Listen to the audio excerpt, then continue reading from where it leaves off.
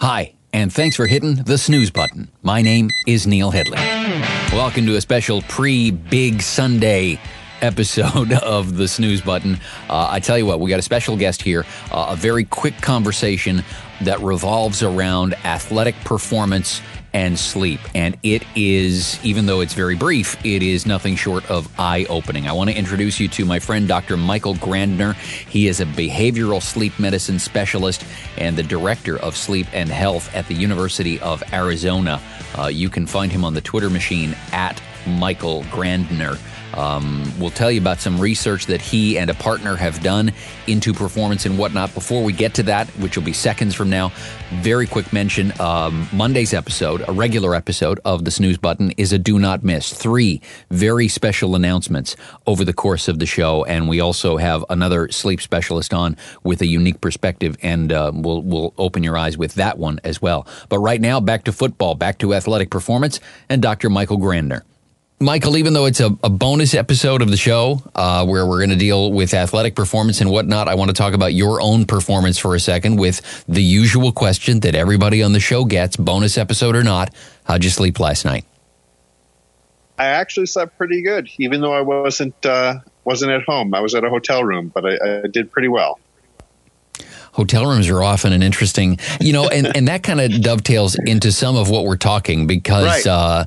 I admire the people who try to design bedrooms for people they've never met and ideal sleeping environments for people they've never met.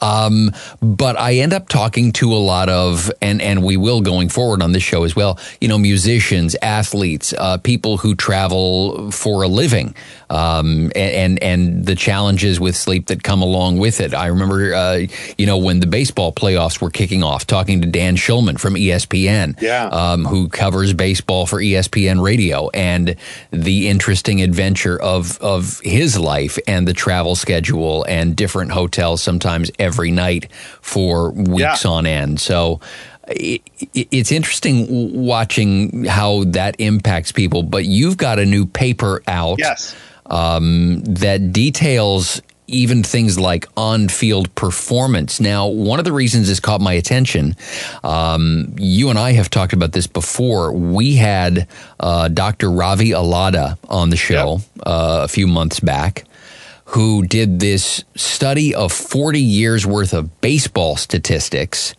and found that there was a correlation between jet lag and the number of home runs surrendered by pitchers. Right. And that was kind of the first time I dipped my toes into sleep and athletic performance. But your study goes way beyond that. Well, so to qualify, this wasn't an independent analysis. So what this paper was. So this was work I did with Jonathan Charret, who's a graduate student who's finishing his PhD in sleep up in Canada from University of Laval. Who his expertise is in sleep and athletics. And I do a lot of work in sleep and athletics. And he's someone I've worked with for a bit. And we partnered on this paper. And our goal was, rather than do a new study, because we've got some new studies going on, but what we wanted to do was to, as comprehensively as possible, summarize what do we know about sleep and performance. So, I mean, the title, I think, says what this is. It's the title of the paper is Sleep and Athletic Performance Impacts on Physical Performance, Mental Performance, Injury Risk and Recovery, and Mental Health. And so, and what we do is we go through each of those domains and really outline what do we know and what do we need to do to take this into the future to take this knowledge to the next level. Well, and according to your paper, I'm as sports like professional hockey, professional football in particular, pay attention to things like concussions. Right. Your paper suggests that there's even evidence that sleep and future concussions might be linked. Right. Yeah. So there's a number of studies linking sleep and concussions in a number of ways, and most of them have to do with the fact that when people have concussions, they tend not to sleep well afterwards, and how might sleep play a role in recovery. But one of the things we mentioned in this paper was actually a study that our group did, where we did this project where one of the things we did is we asked a couple of hundred elite athletes. These were Division I NCAA athletes across, I think, like 14 different sports. We asked them how sleepy they were during the day, and we asked them how they were sleeping at night. And then we followed them for a year, and we were able to track every visit to their trainer or the team doc, every medical-related issue. And so we coded all those to find all of these sports-related concussions. And so then what we did, and this analysis was led by a postdoc named Adam Rakes, who's also here at the University of Arizona. And so what he did is he showed that the things that predicted whether an athlete was going to get a concussion, a lot of them were the things you would expect, the things that everyone knows about. Like if you have a history of concussions, you're more likely to get another concussion. Another thing he showed was men are more likely to get concussions than women. He also showed that if you're in a high-risk sport, like a high-contact sport like football, you were more likely to get a concussion than not. None of that was surprising. But what was surprising was that not only was the level of sleepiness you reported at the start of that year related to concussions, and how much insomnia you had at the start of that year related to concussions, but both of those things did two things that were very surprising. Number one, they each predicted concussions differently. So sleepiness predicted concussions after controlling for insomnia, and vice versa. They weren't explaining the same thing. They were actually explaining concussions through two different pathways, probably. The other thing that was really surprising was the degree to which this relatively simple screening for sleep problems, the degree to which the predicted concussions actually beat out all of the other traditional risk factors. So yes, history of concussion and high-risk sport predicted concussions, but actually the sleep variables predicted concussions better. They actually outperformed them. So if anything, it just goes to show that how you're sleeping might set you up for risk of these head injuries, probably because maybe you're less coordinated. Maybe you are not making as good decisions. For all of these reasons and more, it's not just the concussions lead to sleep problems, but sleep problems might lead to concussions as well. Look, I mean, athletes are legendary for looking for any tiny thing they can come up with that will give them even the tiniest advantage. We don't even need to get into the conversation about it. That's why performance-enhancing drugs are so prevalent in sports and, unfortunately, in professional sports. But is it fair to say that, based on the information that's in your research, that if an athlete really wants to up their game, I guess in a literal sense, it might be as simple as grabbing some extra sleep? Well, I mean, based on what you were saying, based on our work and the work of a number of other people, I would say, you're not going to get the tiniest advantage. You're going to get a much bigger than the tiniest advantage. When you look at the degree to which sleep improvement improves just physical performance, forgetting the roles on mental performance and mental health and decision-making and injury risk and recovery, forgetting all of that, just in terms of performance, you see gains that, so where a second or a fraction of a second can make a difference, you get sprints that are a full couple seconds faster. You get, there was a very famous study done by Sherry Ma at Stanford that showed that, the Stanford men's basketball team, their free throw percentage went up by 9%. Their 3-point shots went up by 9%. There's a bunch of studies in tennis players where serving accuracy gets impacted by 20 to 30% or more sometimes. Across the board, you see this in baseball, like you were mentioning. You see it in football. You see it in tennis. You see it in soccer. You see it in swimming. Pretty much any sport you look, you get a performance boost. And it's not a performance boost with side effects. The side effects are your mental health is better. You manage your weight better. Your relationships are better. And if you're a college athlete, your grades get better. So It's sort of a no-brainer to me. Is it optimistic of me to think that perhaps at a high school level and a collegiate level that maybe sleep needs to be a bigger part of how we are training young athletes? I would say not only might it be, but there was a really amazing thing that happened this summer, and that was that the NCAA released an official position statement. It's downloadable. It's in the journal, the British Journal of Sports Medicine. It's an official position statement of the NCAA on the importance of sleep in collegiate athletes and all of the reasons why sleep is important for collegiate athletes, because it's important for college students in general, for all these reasons, and then athletes also for all of these reasons as well. And so they're the first.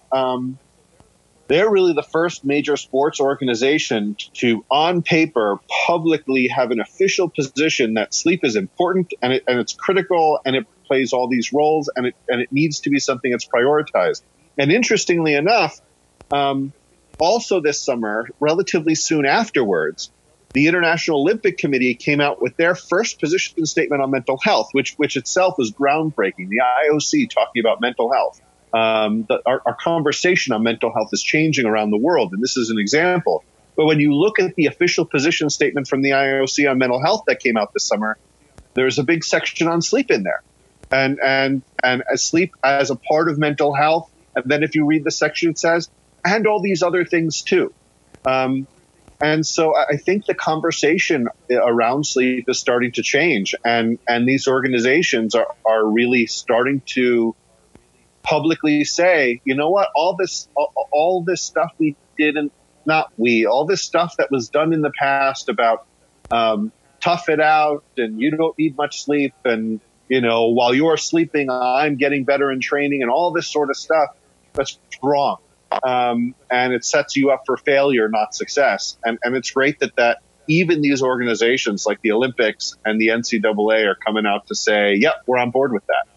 Any evidence, or is this perhaps beyond the scope of the research that you did, that I have a very strong hunch, and this is all just my own personal biases, that it's probably easier to convince young women that sleep will have huge benefits than it is to convince young men?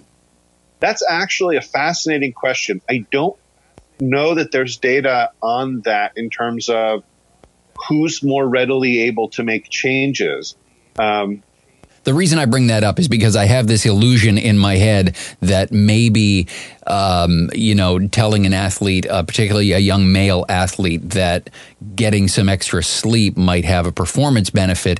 I wonder how many of them would look at sleep as being less cool than benching an extra, 25 reps in the gym for the time that they could be spending sleeping. Yeah, I mean, and so as we do more work in this area, understanding not just the downstream effects of sleep, like how does sleep make performance better, but what's upstream? What drives people to make changes in their sleep? That's actually something that's particularly interesting to me that we've been studying about these social and environmental and behavioral determinants of sleep in the population and in athletes in particular, because the thing about athletes and sleep, it's actually I really enjoy working with athletes in sleep for one reason, and that's because it's a place where we can really do good in three different ways. Number one, they often are not sleeping very well. They're very overscheduled. They often have to wake up really early in the morning to train. There's lots of travel. There's lots of scheduled disruption. At the same time, they might actually be more sensitive to sleep loss than many other types of people, because, say, for example, if I'm slowed down by 2%, I don't notice. But if they're slowed down by 2%, it could be winning or losing and having a career or not, or getting hurt or not. So that it means a lot more. And then the third thing is, the great thing about athletes, and people who know me know I talk about sleep to as many different groups as I can. But athletes, they want to win.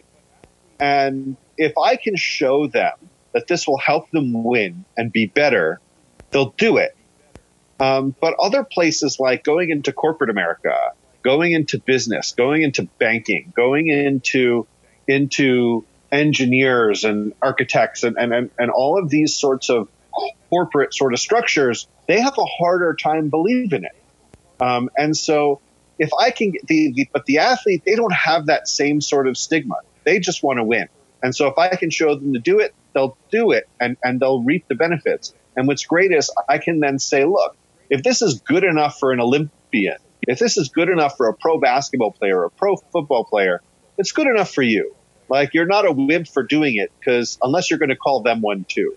But it's benefiting them. Why leave that on the table and not take advantage of it yourself? So the athletes really can, they're role models in a lot of ways. And if I can help, and if they can help show that sleep improves performance, it'll also help the rest of the population see that when you're not afraid to prioritize sleep, you actually get benefits. And that might be one of the biggest takeaways from the whole study. Athletics and athletic performance aside, is if it's good enough for them, it should be good enough for the general population. Michael, as always, fascinating to talk to you. You're one of those people I could talk to for a week and a half, and I would still be fascinated 10 days in. I still need to start tracking down some athletes and getting answers to questions like, for example, look, the NFL season's going to wrap up this weekend. I'm fascinated to learn how the starting quarterbacks are possibly going to get to sleep on Saturday night. That kind of stuff is just, I love digging into that and trying to figure out exactly how, because it's one thing to give them the information. It's another for them to figure out a way to integrate that into their routines and into such a, when we talk about Sunday's game, super high pressure. The entire season comes down to, potentially a throw or two. And so how on earth do you get to sleep without just lying there in the hotel room all night, going through every play in your head and having it keep you awake all night? That kind of stuff fascinates me. And I'm looking forward to learning those answers. If it's similar to any of the other athletes that I've worked with, the answer is they're probably not. But the same thing I tell the other athletes is, sure, that night you're not going to sleep well, but that's okay, because the data show it's not about one night. One night actually won't impair your performance that much. If you bank some good sleep for a solid week or two, a night or two of bad sleep leading up to a stressful event is actually not going to impair your performance much. And that's the optimistic thing I want to tell them. So yes, so what? You're laying in bed not sleeping. You're prepared. You're ready. And you'll be okay. And I think that's the other thing that we need to hear. I mean, it's like if you're an Olympian and you're in the Olympic Village, you're probably not sleeping well. But that's okay if you've gotten good sleep up to then and you have a little bit of a buffer, for whatever that's worth. Fascinating. All Fascinating. Right. Michael, I'll be thinking of you as I'm watching the game on Sunday and thinking to myself, okay, who got more sleep, this guy or that guy? Always a treat to talk to you, and I look forward to the next time we get to connect. Thank you so much. All right. Bye-bye. Take care. Dr. Michael Grandner on the Snooze Button podcast. A reminder, a special episode coming Monday, special in that 3 very big announcements, kind of game changers each for the show coming on Monday with another very special guest. So all that coming on Monday. If you like what you heard today and you're interested in more, you can find out more about the podcast at thesnoozebutton.com/podcast. Find us on all the socials at Get Your Snooze On. Till we see each other on Monday. My name's Neil, and hey, get some sleep, would you?